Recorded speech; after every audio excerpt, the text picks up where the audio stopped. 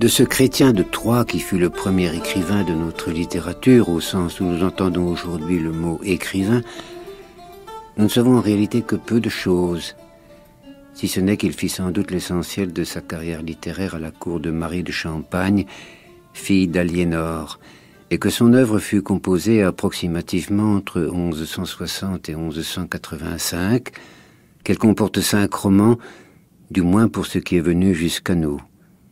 Érec et Énide, Cligès, Lancelot ou le chevalier à la charrette, Yvain ou le chevalier au lion, et Perceval ou le comte du Graal, que Chrétien de Troyes n'eut pas le temps d'achever. De son Tristan, nulle trace. Et il est sans nul doute le premier créateur de ce que nous nommons l'univers romanesque. Son œuvre est la mise en scène d'une dramaturgie fondée sur l'imagination et où, dans une perspective qui va féconder largement le lyrisme médiéval, apparaissent dans leur pleine lumière les incertitudes et les enchantements du cœur.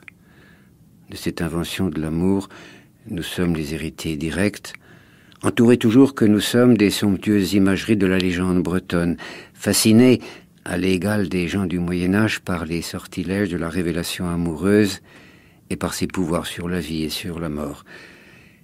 Chrétien de Troyes nous a entraînés au seuil du mystère. Et nous n'avons point passé le porche, mais le mystère, au cours des siècles, n'a cessé de se parer de couleurs de plus en plus brillantes. Ainsi allons-nous, tel Perceval, dans la vaste forêt des cygnes.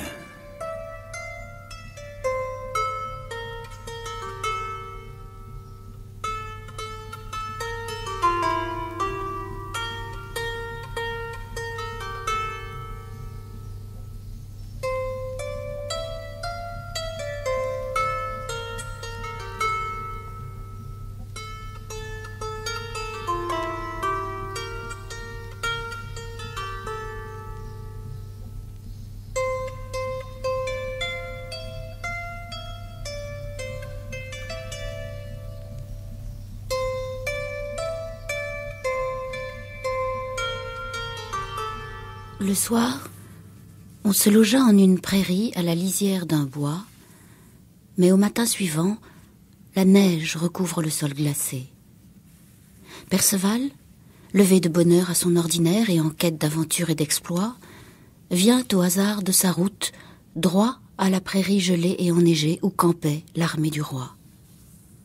Mais il n'est pas encore à la hauteur des tentes qu'il aperçoit et entend un vol bruyant d'oies sauvages. Éblouie par le reflet de la neige, elle fuyait en tumulte devant un faucon rapide qui fend l'air pour les rattraper. Enfin, l'une d'elles, séparée des autres, s'égare et s'offre à lui sans défense. Il la heurte et malmène si rudement qu'il l'abat à terre. Mais l'heure était trop matinale pour le faucon qui dédaigne de se joindre et s'attacher à sa proie. Perceval accourt là où il a vu la bande tournoyer. L'oie était blessée au col. Elle saigne 3 gouttes de sang qui s'épandent sur le blanc de la neige. On eût dit une couleur naturelle. Mais elle n'était pas assez touchée pour rester collée au sol, et avant que Perceval pût la saisir, elle était déjà loin. Quand il vit la neige tassée à l'endroit et le sang tout autour, il s'appuya sur sa lance pour regarder cette apparence étrange. Le sang et la neige ainsi rapprochés lui rappellent les vives couleurs de blanches fleurs, son amie. Il y pense si volontiers qu'il oublie où il est. Comme en la face de son amie le vermeil ressortait sur le blanc, ainsi les 3 gouttes de sang se détachent sur la blancheur de la neige. Et l'idée lui plaît tant qu'à force de regarder, il croit bien vraiment contempler le teint si frais de son amie, la belle.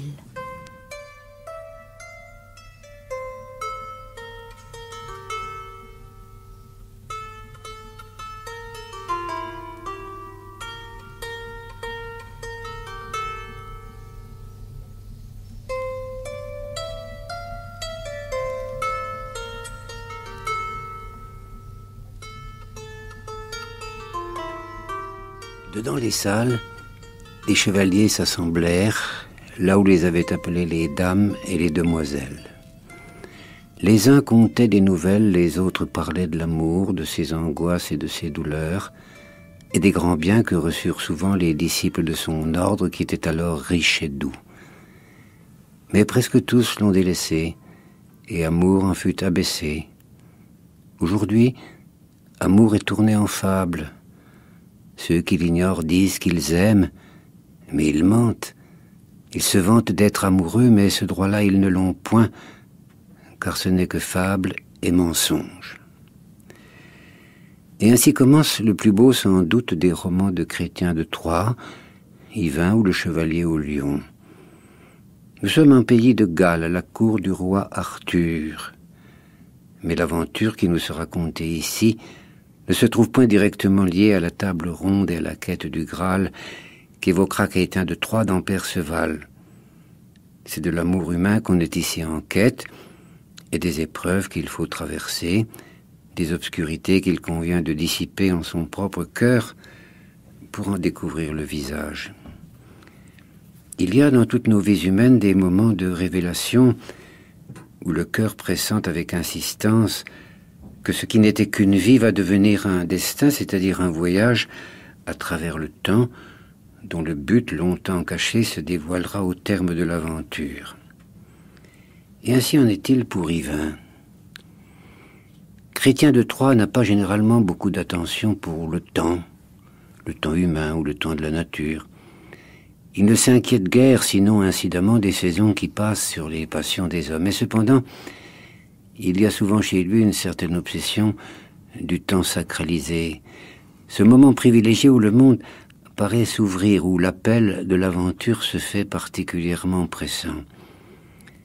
Et ce moment, dans les romans de la Bâtière de Bretagne, c'est celui qui correspond grossièrement à notre temps de mai, quand la végétation semble témoigner d'une joie qui a son double dans le cœur humain, comme si le souffle nouveau qui passe sur les prairies et les forêts était une invitation au grand large. Dans Lancelot à la Charrette, Chrétien de Troyes évoque au début du récit la fête de l'Ascension. Dans Perceval le Gallois, le roman commence au moment où l'adolescence émerveille du chant des oiseaux revenus et de la grande multitude des fleurs qui s'épanouissent dans les prés. Mais, dans Yvain, c'est la fête de la Pentecôte qui est prélude à l'histoire. Or, la Pentecôte est ce temps où l'Esprit circule. L'Évangile parle des langues de feu qui illuminent l'âme des compagnons du Christ, mais s'il est question de langue, c'est qu'il est question de langage, et ce qui est adressé là aux hommes est une parole de feu. Ce jour de Pentecôte est celui où Arthur tient sa cour et annonce les aventures de la saison à venir. Mais ce jour-là, étrangement, il y a une absence, un vide. Arthur, après le repas, s'est retiré dans sa chambre pour se reposer ou pour dormir, ce que jamais il ne fit.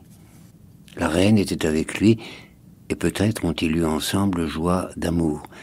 Les chevaliers en ont peine, et quand la reine, laissant le roi endormi, les rejoint, c'est pour entendre Calogrenant, un chevalier très avenant, raconter la honteuse histoire qui lui advint voici plus de 7 ans.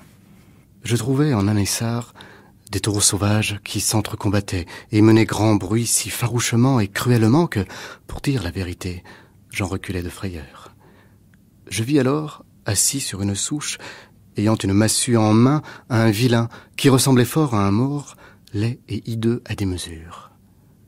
Je m'approchai de ce vilain et vis qu'il avait plus grosse tête que Roncin ou autre bête, cheveux mêlés en broussailles, front pelé de plus de 2 empans de large, oreilles moussues et grandes, comme celles d'un éléphant, sourcils touffus, visage plat, yeux de chouette et nez de chat, bouche fendue comme loup, dents de sanglier aiguës et brunes, barbe noire, grenon tortille, menton soudé à la poitrine, longue échine, torte et bossue.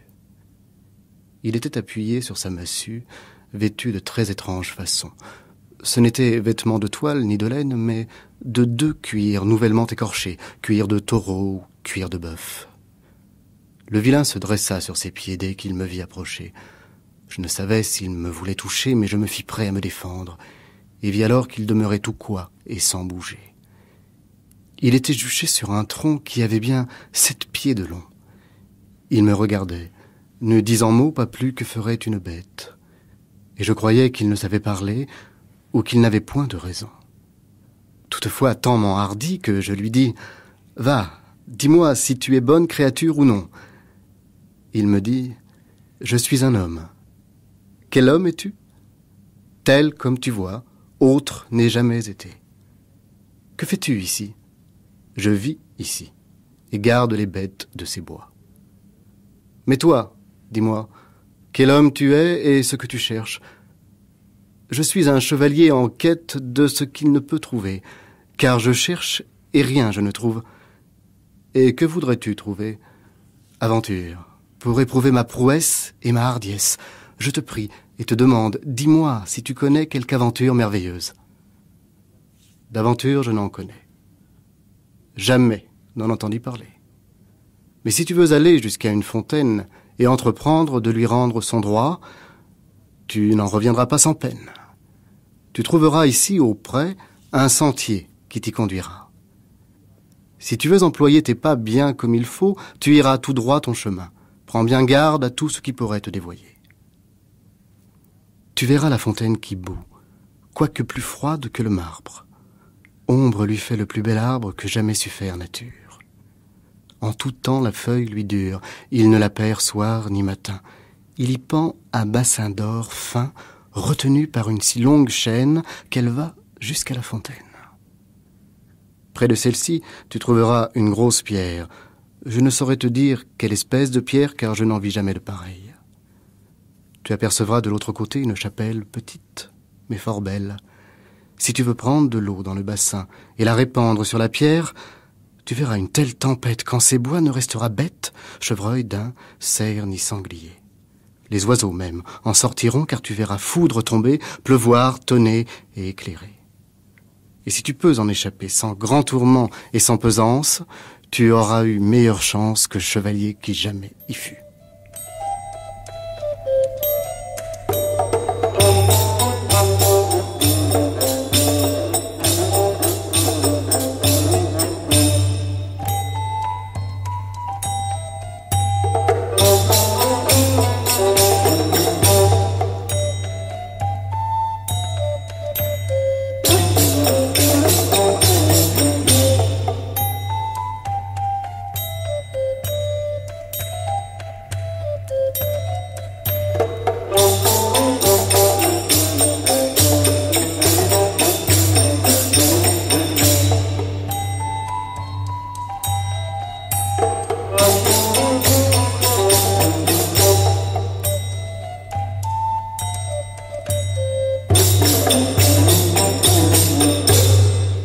Nous sommes ici dans la magie des commencements du monde. L'homme sauvage, qui garde les bêtes des bois, est comme le témoin des forces primitives et imprévisibles de la nature.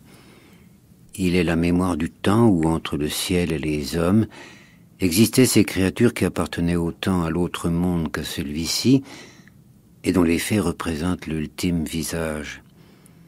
Et il s'agit bien d'une fontaine, où la fée est présente, fée qui sans doute préfigure la dame à venir, le terme de la quête d'amour. Les légendes nordiques nous le rappellent, la fontaine est le symbole de la mémoire. C'est auprès d'elle que les muses vont chercher leur inspiration, sans doute parce que l'eau, qui sourd ainsi des profondeurs de la terre, révèle la connaissance cachée dans les entrailles du monde, sans doute parce que dans ces eaux se sont contemplées toutes les figures plus ou moins divines maintenant disparues. L'eau de la fontaine était le seul miroir de la fée qui ouvre les portes du royaume amoureux. Et, obéissant fidèlement aux instructions de l'homme sauvage, Calogrenant va éprouver toutes les terreurs de la tempête ainsi déchaînée. Mais, une fois passés les éclairs, la neige, la grêle et les foudres, l'angoisse se dissipe.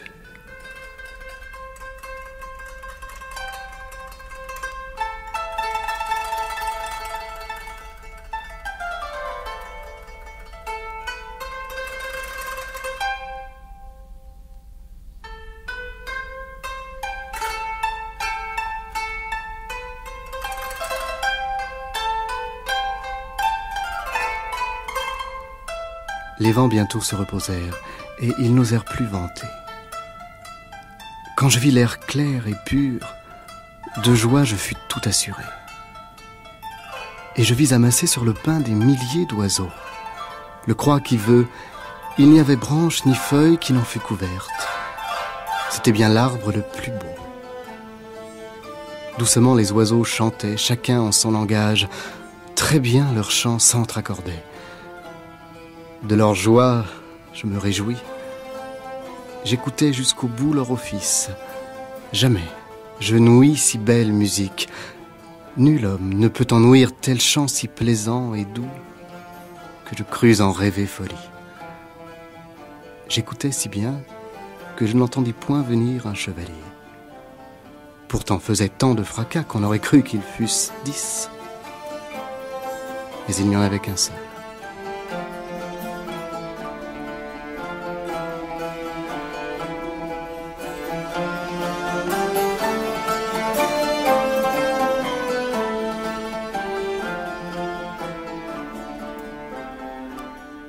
L'extase que connaît là Calogrenant est extase d'amour, dévoilement d'une joie qui apparemment n'appartient pas à la cité des hommes. On en retrouve image dans maints textes mystiques qui évoquent, dans les moments extrêmes de l'illumination amoureuse, la métamorphose du corps en musique, comme si l'enchantement suprême était de transformer notre chair en un chant somptueux, dissolution de l'être dans un accord sublime qui est retour au son premier dont naquit un jour le monde. Il y a ici comme un pressentiment de cet éternel retour qui, pour les civilisations anciennes, était la loi même de l'histoire. Calogrenant a ouvert ses yeux sur l'enchantement de la création, mais qui donc est digne de cet enchantement? Nous en faisons chaque jour l'expérience, la splendeur de certains paysages, la beauté de certains visages, le mystère enfoui au cœur de certains silences. Ce sont là autant d'éléments qui nous renvoient à une autre réalité. Mais nous n'avons aucun moyen de retenir entre nos mains fragiles ces paysages, ces visages, ces mystères. Ils demeureront simplement, fragmentairement dans notre mémoire, comme les signes d'une richesse que nous ne pouvons partager. Car de cet enchantement, Calogrenant va être hâtivement exclu. Dans un grand fracas, le chevalier arrive en vive colère car la tempête a causé grand dommage dans ses biens. Et cet impitoyable combat, à l'issue duquel Calogrenant, désarmé, humilié, reprend le chemin du retour. Telle fut la malheureuse destinée de ce chevalier, mais 7 ans ont passé. Et ce récit achevé, Yvain en est tout troublé. Sur son âme opère la séduction de l'étrange et, comme le dit Louis Vax, l'étrange rend l'homme étranger à lui-même. L'échec de Calogrenant, Yvain le lit comme une impuissance à assumer ce que La Fontaine merveilleuse propose de presque inconcevable à l'esprit humain, entrer en communication avec l'autre monde, avec l'invisible, pour mieux découvrir le vrai sens du visible. Mais que représente dans cette mise en scène le chevalier dont le sort semble lié à celui de La Fontaine? Est-il, d'une certaine manière, le gardien du lieu, celui qui protège le lieu féerique contre les profanations des hommes? Ou bien a-t-il lui-même lien avec les forces invisibles? Est-il chargé de quelque magie singulière qu'il apparenterait aux sorciers pactisant avec les divinités de la nature? C'est sans doute davantage le visage énigmatique de ce chevalier inconnu que la merveille de La Fontaine qui va conduire Yvain jusqu'à ce lieu prédestiné. Comme Calogrenant, il va déchaîner la tempête, provoquer maints ravages dans les campagnes alentours. Et bientôt, le même chevalier qui mena Calogrenant à la honte est devant lui, et ils vont s'affronter en un combat terrible. Finalement, Yvain va blesser mortellement le chevalier mystérieux, celui dont le nom est Esclados le Roux. Cette rousseur n'est point indifférente, car d'étranges légendes disent de l'homme roux qu'il est à mi-chemin du ciel et de l'enfer, qu'il est en tout cas un inspiré, un de ceux à qui, diraient les philosophes, la métaphysique ouvre les bras, Vaincre l'homme roux, c'est entrer de plein pied dans cette contrée dangereuse où le salut et la damnation sont également présents. Esclados le Roux, sentant la mort proche, a le courage, et assez de force encore, pour pousser son cheval du côté de sa demeure, de son château. Demeure fantasmagorique que Chrétien de Troyes décrit avec grande abondance de détails. Plusieurs appareillages compliqués tiennent ici lieu de pont-levis et de portes, une sorte d'échafaud et menace pour qui s'aventurerait indûment ici. Finalement, le chevalier parvient jusqu'à son château, puis disparaît au regard divin, dont le cheval est coupé en deux, mais qui arrive pourtant à entrer lui aussi. Mais c'est pour se trouver tout à coup emprisonné dans une pièce déserte, sur laquelle apparemment n'ouvre aucune porte. Et avec ce château, nous entrons dans un thème qui est fondamental dans toute la matière de Bretagne et dont il subsiste encore aujourd'hui bien des traces. Lorsqu'on déchiffre pour la première fois Lancelot à la charrette, Yvain le chevalier au lion ou Perceval le gallois, et que la mémoire tout emplie encore des émotions et des passions des chevaliers errants, on contemple le paysage que le train ou la voiture fait vivre sous nos yeux, le regard s'attache avec une force particulière à ces demeures plus ou moins en ruine, à ces bâtiments dressés au-dessus des falaises ou tapis au creux d'une vallée. Et comme, instinctivement, nous les nommons châteaux, et nous les imaginons sans peine tout habités des paroles et des dramaturgies de ces hommes et de ces femmes qui, là, poursuivent à la fois la vie et le rêve. Car c'est bien finalement le visage qu'a pour nous le château, le lieu magique où rêve et réalité ne font qu'un. Domaine privilégié pour nous qui avons tant de mal à faire vivre ensemble le poids plus ou moins léger de la réalité et la promesse de nos songes.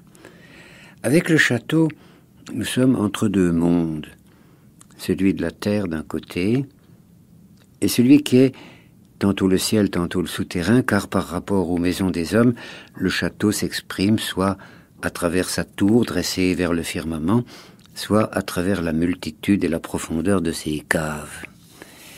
Et en ce XIIe siècle où Chrétien de Troyes cherche une nouvelle figure de l'accomplissement humain, c'est la signification même du château qui va changer.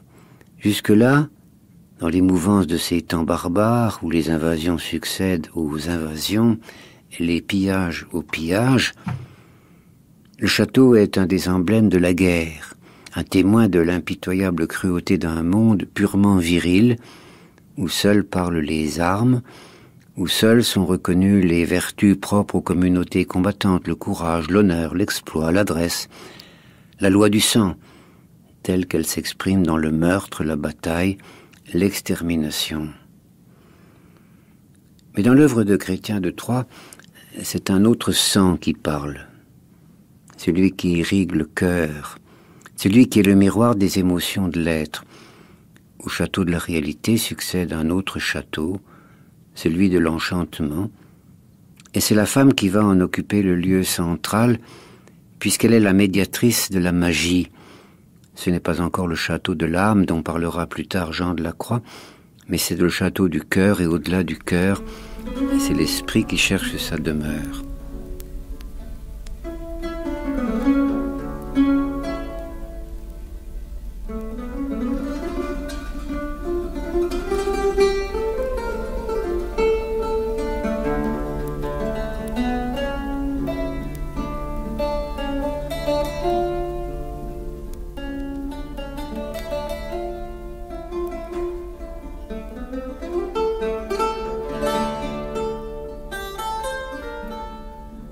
L'œil est le miroir du cœur. Et c'est par ce miroir que passe, sans le blesser ni le briser, le feu dont le cœur s'enflamme. Le cœur n'est-il pas dans la poitrine comme la chandelle allumée que l'on met dans une lanterne ? Si vous enlevez la chandelle, il n'en sortira nulle clarté. Mais tant que la chandelle dure, la lanterne n'est pas obscure, et la flamme qui brille en elle ne l'abîme ni ne lui fait dommage. Il en est de même du vitrail. Il n'est si fort, ni si épais, que le ray du soleil n'y passe sans l'endommager en rien. Le verre ne sera jamais assez clair pour éclairer par sa seule vertu si autre lumière ne le frappe. Songez à la clarté des yeux, qui, à tous ceux qui les regardent, semblent 2 chandelles brillantes. Qui a la langue assez déliée pour pouvoir décrire ce nez bien fait, ce visage clair où la rose couvre le lys, de sorte qu'un peu elle l'efface pour mieux illuminer la face et la petite bouche riante? Dieu la fit de telle manière que nul ne la voit sans penser qu'elle rit. Il y a tant de choses à dire et tant de choses à compter pour décrire chaque détail, et du menton, et des oreilles, que ce ne serait pas merveille si j'en oubliais quelque chose.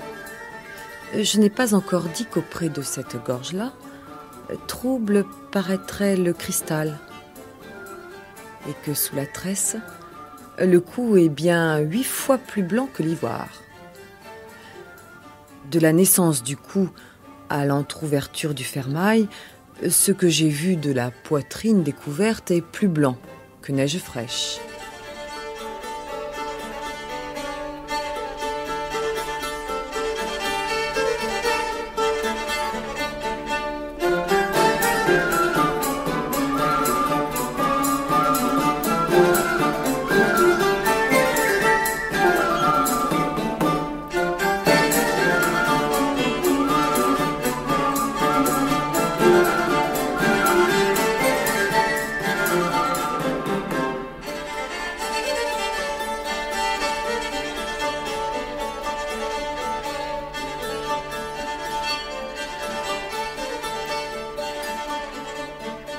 Il arrive aussi que le château, au lieu d'être voué aux tâches amoureuses, devienne le lieu de la perdition, comme si, en fuyant la réalité violente du quotidien, les hommes inspirés par l'esprit du mal n'avaient pu que donner à la violence un autre visage. Et là, la femme, au lieu d'être glorifiée, magnifiée en sa chair et en son cœur, est au contraire vouée au pire des malédictions.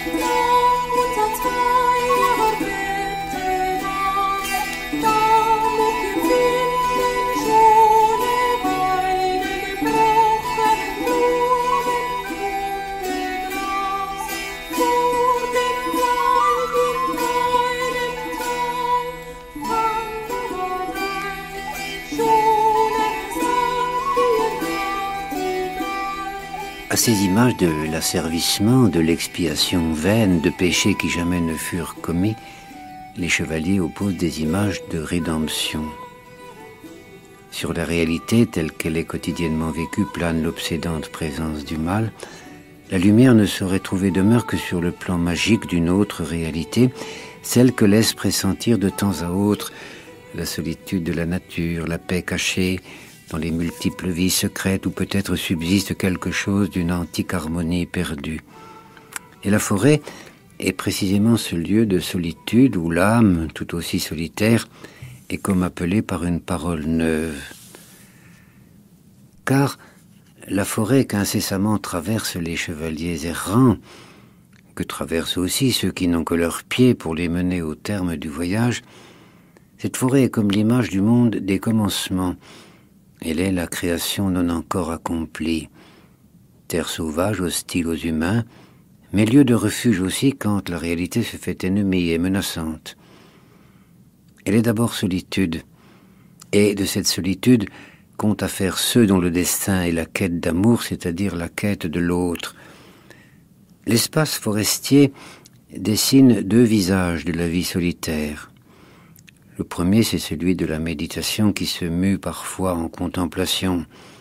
Ainsi, ceux que hante l'image de Dieu, qui ont d'une certaine manière trouvé l'amour sous le masque de l'invisible, se retirent dans les profondeurs des bois afin que rien ne vienne les distraire du message divin.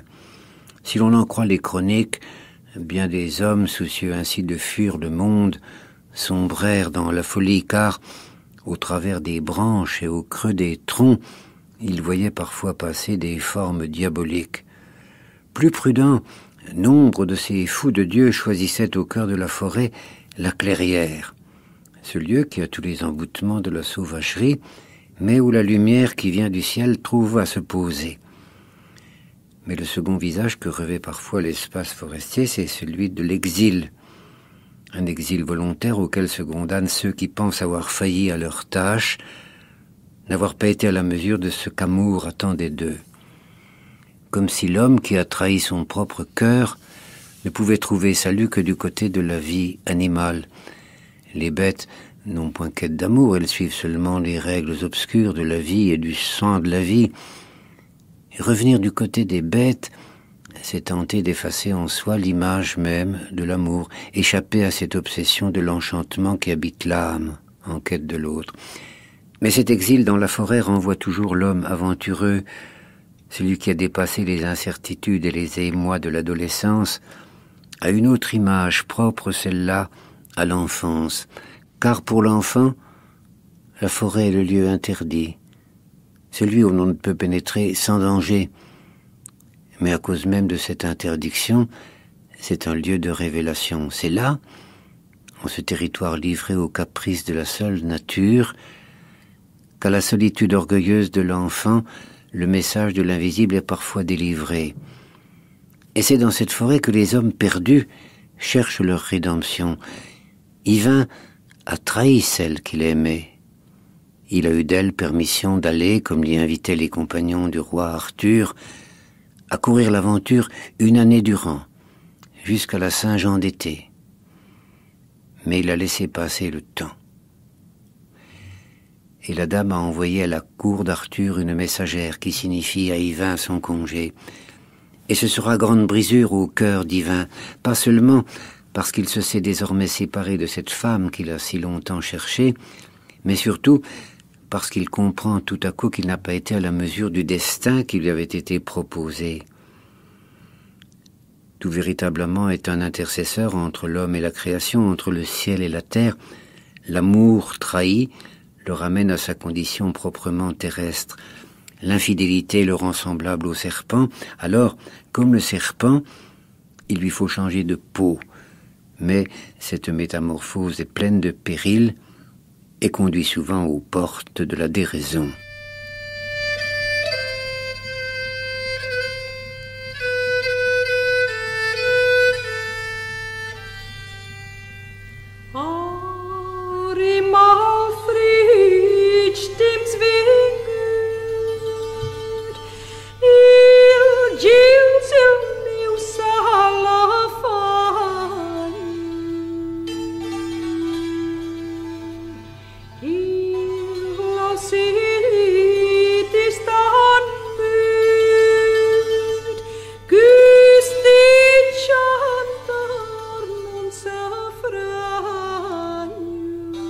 Le monde de la forêt où Yvain cherche en même temps sa déchéance et sa rédemption est un monde encore informulé. C'est une promesse de vie entourée de promesses de mort, et la voie qu'indique l'amour est précisément celle qui protège la vie de la mort en donnant forme aux êtres et aux choses. La beauté sur la terre, pour reprendre l'expression de Ramuse, est imprécise, fragile. L'amour va lui donner visage sublime. Cette beauté est celle que l'on retrouve dans la vaste efflorescence artistique du temps gothique. Figurée au porche des cathédrales ou dans les imageries du livre, les hommes et les femmes participent tous à leur manière de la condition divine, car ils sont illuminés de l'intérieur. Hésitants, humbles, sont les pas qui mènent vers cette illumination.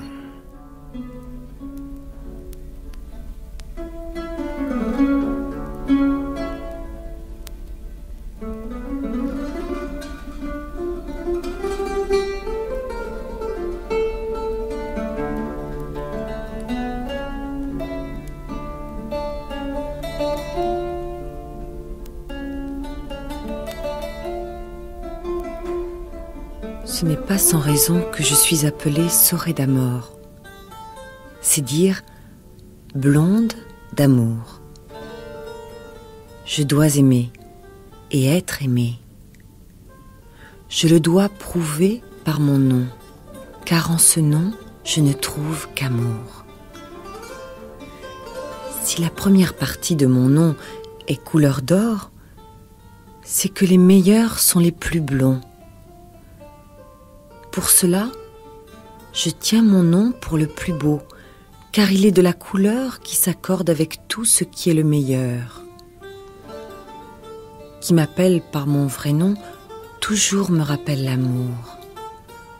Une moitié de mon nom d'or, l'autre moitié d'une dorure claire et blonde. Et l'on dit Sorée d'Amor, comme on dirait surdorée d'amour. Il n'est dorure si fine que celle qui m'enlumine. J'aime et toujours j'aimerai. Mais qui? Oh, vraiment, la belle demande. Celui qu'amour me commande d'aimer? Nul autre, jamais, n'aura mon amour.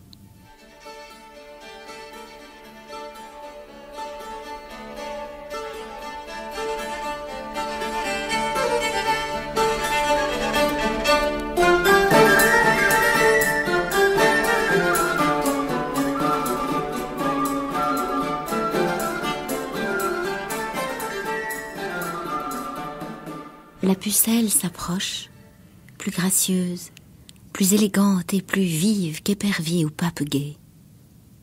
Son manteau et son bliot étaient d'un tissu de pourpre sombre, étoilé de vert.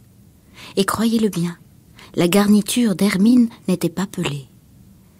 Une bande de zibelines noires et blanches, ni trop longue, ni trop large, bordait le col du manteau.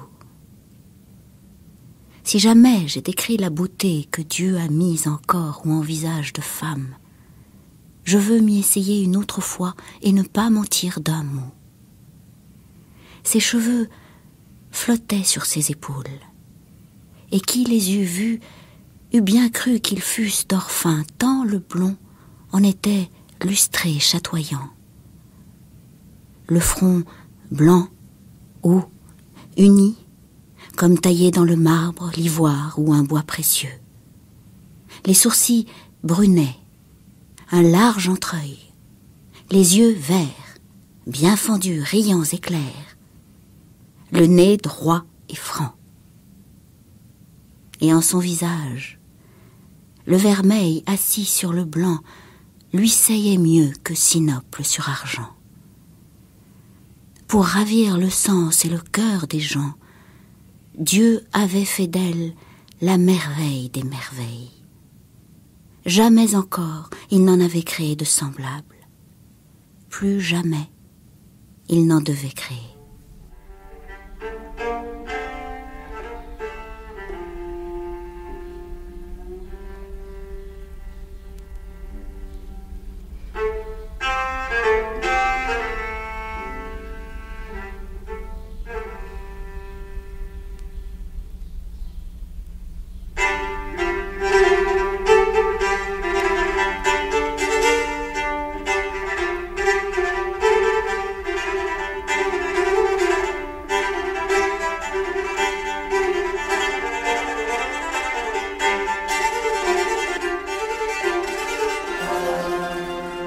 Sur ces chemins où l'errant s'en va, tout rempli des songes sur lesquels règne la bien-aimée, les épreuves ne manquent point qui pourraient distraire l'amant de sa souveraine pensée.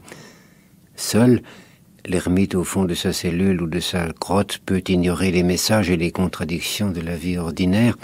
Celui qui va parmi les hommes est sans cesse contraint de protéger la flamme de sa passion contre les multiples petites lueurs qui tentent d'éclairer sa route. Tel ce malheureux Lancelot, qui par amour pour Guenièvre est monté sur la charrette d'infamie dans l'espoir de sauver la reine des puissances maléfiques.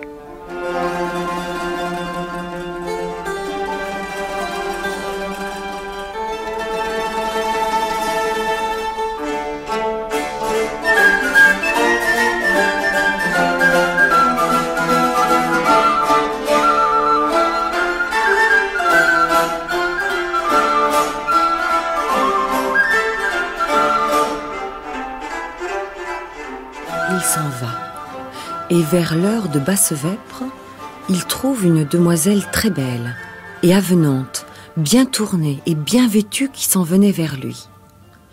La demoiselle le salue comme fille bien apprise. « Demoiselle, Dieu vous donne santé du corps et de l'âme. »« Sire, répond-elle, mon logis est tout près d'ici. Pour vous, il est tout préparé s'il vous plaît d'y reposer cette nuit. Mais ici, vous n'hébergerez que si avec moi vous couchez. La chose doit être entendue. » D'une telle offre, j'en connais bon nombre qui diraient 1000 et 1000 merci. Mais le chevalier, lui, en est tout rembruni et répond aussitôt « Demoiselle, je vous remercie de l'offre de votre logis, j'en suis heureux, mais s'il vous plaisait, du coucher, je me passerais bien. » « Par mes yeux, dit la jeune fille, je ne ferai pas autrement. » Ne pouvant attendre mieux, il promet donc comme elle veut. Mais promettre lui brise le cœur. Déjà si rudement blessée, combien il souffrira davantage à l'heure du coucher. Elle sera déçue et peinée, la jeune fille qui l'a emmenée. Et peut-être, l'aimant si fort, lui refusera-t-elle de la quitter ? Ayant assuré qu'il ferait selon le vouloir de son hôtesse, le chevalier suit la demoiselle. Elle l'emmène jusqu'en une enceinte fortifiée close à la ronde de hauts murs et d'eau profonde. Là-dedans, il n'y avait nul autre homme que celui qu'elle amenait. C'était là qu'elle avait pour logis particulier une très vaste salle plénière et beaucoup de belles chambres bien parées. Ayant longé une rivière, les voici donc tous deux parvenus jusqu'en ce manoir. Pour leur donner passage, on leur descend un pont-levis. Rien ne les retient au seuil de la salle, dont lui est alors grand ouvert.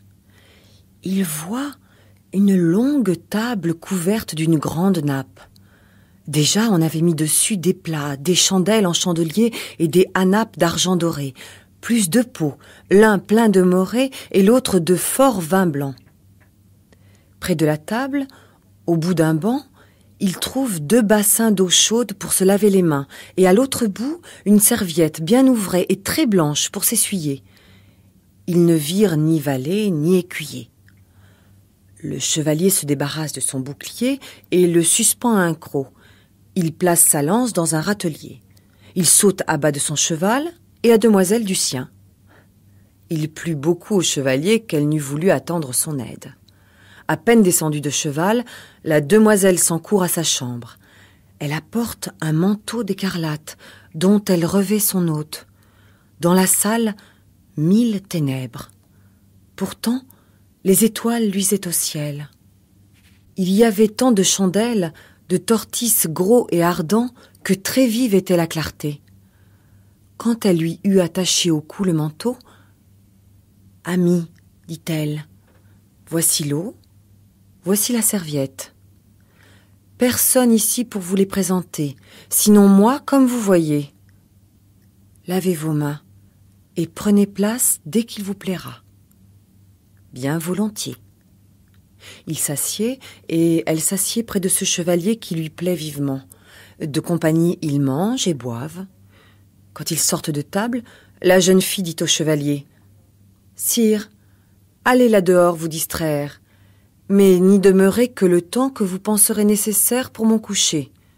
Alors vous pourrez venir, si vous voulez tenir votre promesse. » Il répond « Je tiendrai ma promesse. Je reviendrai quand je penserai que c'est l'heure. » Alors il sort. Il demeure un bon moment au milieu de la cour, puis il lui faut bien revenir comme il en a fait le serment. Il s'en revient donc dans la salle, mais son amie il ne revoit, car vraiment elle n'est pas là. Il dit « Par la promesse que j'ai faite, je la chercherai jusqu'à ce que je la trouve. » Il entre en une chambre d'où il entend crier très haut une pucelle. C'était celle-là même avec laquelle il venait coucher. Il voit lui ouvert d'une autre chambre d'où viennent tous ces hauts cris. Et il voit là, sous son regard, qu'un chevalier l'a renversée et la tient entravée sur le lit, toute découverte. Sûrement elle appelle au secours. « À l'aide, chevalier, toi qui es mon hôte. Si tu n'ôtes ce ribaude sur moi, il me honnira devant toi. C'est toi qui dois coucher avec moi comme tu as promis. Celui qui me tient fera-t-il ce qu'il veut par force et sous tes yeux? Gentil chevalier, secours-moi vite, je t'en supplie. » Le chevalier voit bien que très vilainement le ribaud tient la demoiselle découverte jusqu'au nombril. Il a grand honte de le voir nu qui tient la demoiselle nue. Cette vue pourtant ne lui donne nul désir, et il n'a nulle jalousie. Mais il voit près de la porte de la chambre, comme portiers très bien armés, 2 chevaliers tenant épées nues, puis 4 sergents munis chacun d'une hache capable de trancher l'échine d'une vache tout aussi aisément que Racine de Genêt. Le chevalier s'arrête devant la porte et dit « Dieu, que pourrais-je faire? Je me suis mis en route pour la grande affaire de poursuivre la reine Guenièvre. Je ne dois avoir cœur de lièvre, puisque je me suis mis pour elle en cette quête. Si l'acheté me tient et me commande, je ne parviendrai où je tends. Si je reste ici, je serai au nid. Que Dieu n'ait de moi merci. Par orgueil, je ne le dis, si j'aime mieux mourir avec honneur que de vivre avec honte. »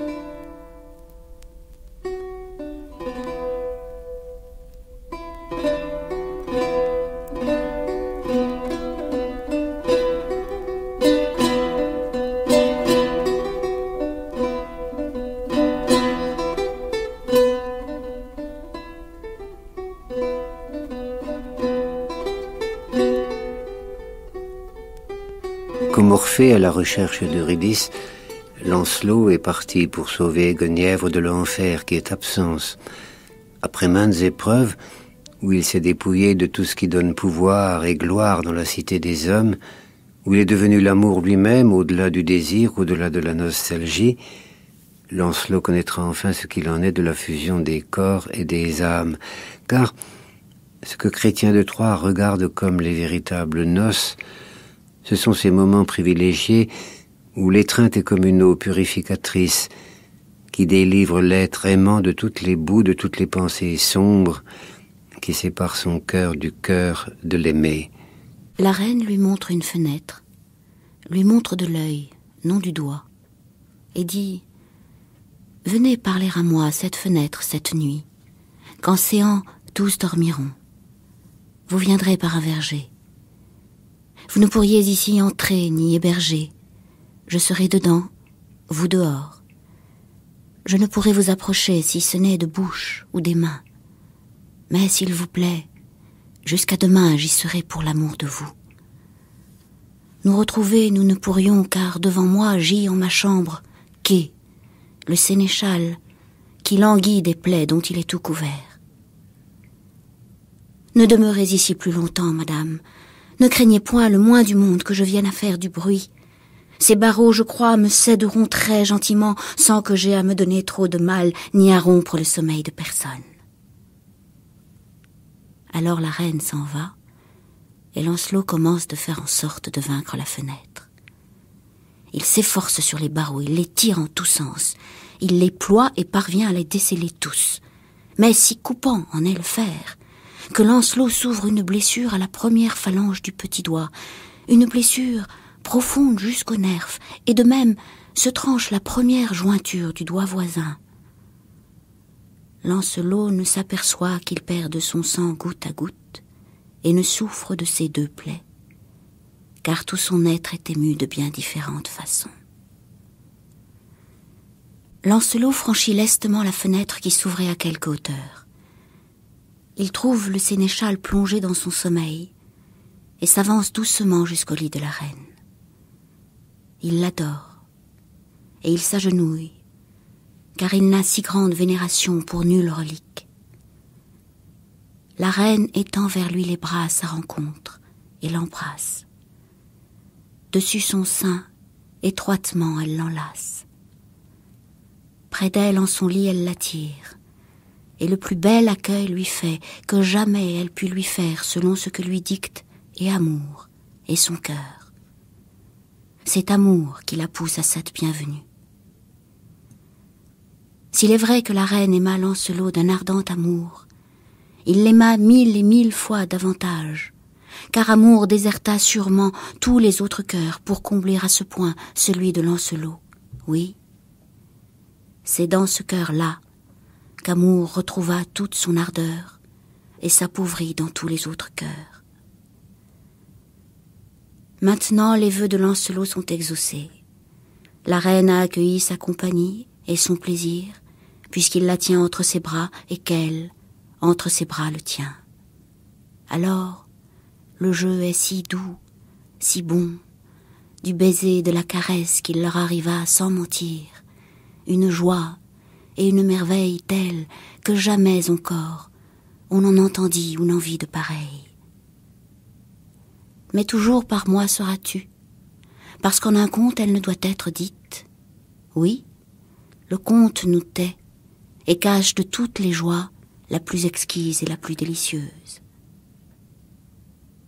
Toute la nuit, Lancelot jouit d'un grand étui. Mais vint le jour ennemi de sa joie, puisque Lancelot doit se lever d'auprès de son ami.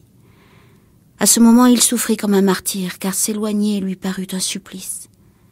Son cœur voulait retourner là où était demeurée la reine. L'éloigner était hors de pouvoir.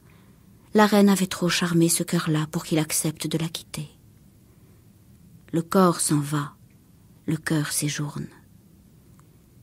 Droit vers la fenêtre, Lancelot s'en retourne. Mais tant de son corps demeure en ce lieu que les draps sont tachés et teints de sang. Il part avec la mort dans l'âme.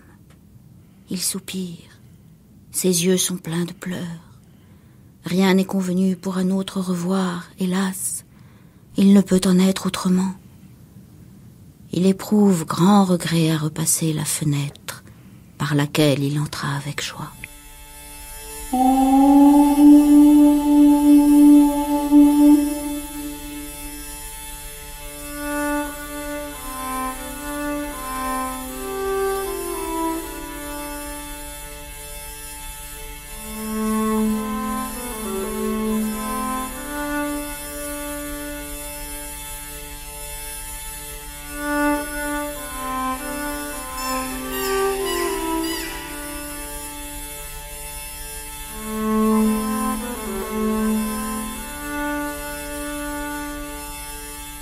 Hors du temps, hors de l'espace, s'épanouit le véritable amour. À la fin du roman, Lancelot, qui de la reine Guenièvre a reçu toutes les grâces mêlées de la lune et du soleil, revient volontairement à la servitude qui est la sienne, aux mains du sinistre Méléagant.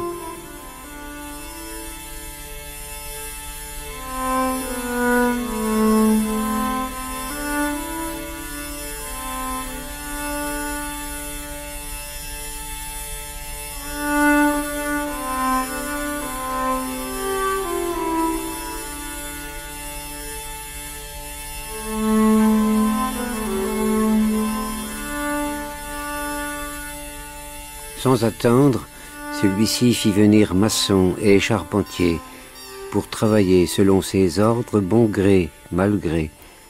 Il leur fut commandé d'élever une tour. Méléagant voulut qu'elle fût tôt construite en pierre et dominant la mer. Il y avait en effet près de Gore un bras de mer très large. Au milieu, on voyait une île bien connue de Méléagant. C'était de là qu'on devait extraire la pierre. C'était là qu'on devait apporter le bois pour charpenter la tour. Celle-ci fut élevée en moins de 57 jours, épaisse et forte, haute et seule. Quand elle fut achevée, Méléagant y fit amener Lancelot, puis il donna ordre de barrer toutes les portes et fit jurer aux maçons de ne dire jamais mot de cette tour. Il voulait qu'elle fût secrète, ne présentant nulle ouverture sinon une fenêtre étroite. Dans cette tour fut donc enfermé Lancelot. On lui passait sa nourriture, chichement comptée par la seule étroite ouverture qu'avait voulu ce seigneur faux et perfide.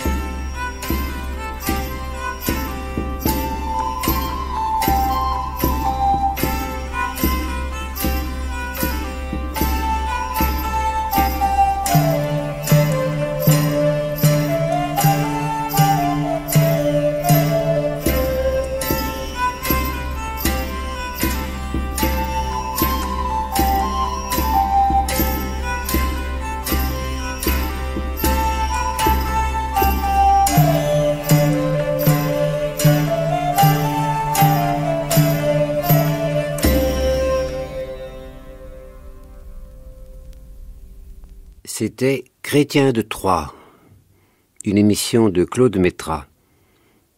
Prise de son et mixage, Yann Parentoen. Réalisation, Daniel Finot. Avec les voix de Catherine Laborde, Françoise Fouquet et Philippe Boris.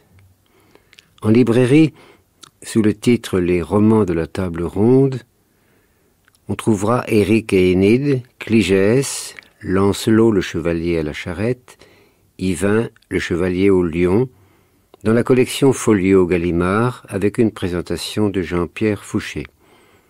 Et on trouvera aussi Perceval le Gallois aux éditions Stock. Pour la bibliographie, on consultera le très beau livre de Michel Galli et Christiane Marcelo Nisa, Littérature de l'Europe médiévale, aux éditions Magnard.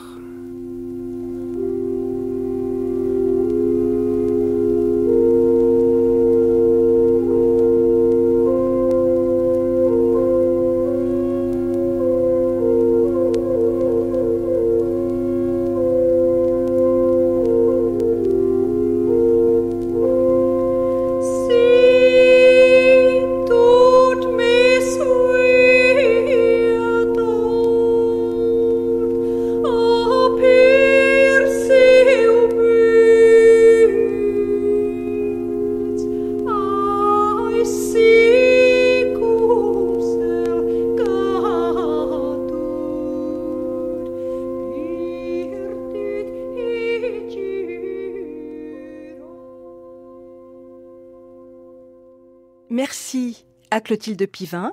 Cette émission de Claude Métras est disponible en podcast et réécoute sur le site de France Culture. Dans quelques instants, ce sera le temps des écrivains. Samedi prochain, à 16h, Une vie, une œuvre, consacrée à la militante et poétesse américaine Audre Lorde.